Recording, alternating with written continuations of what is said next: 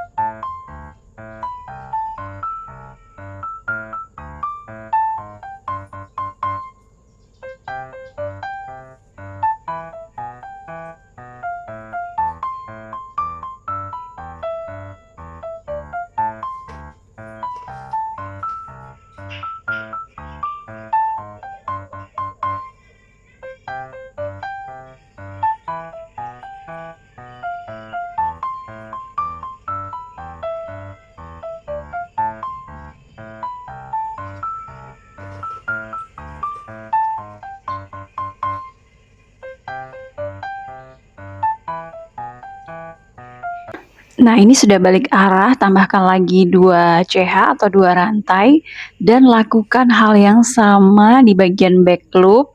Ini yang loop benang nomor 3 ya, di belakang. Pokoknya lakukan hal yang sama sampai panjang rajutan yang diinginkan dengan teknik yang sama.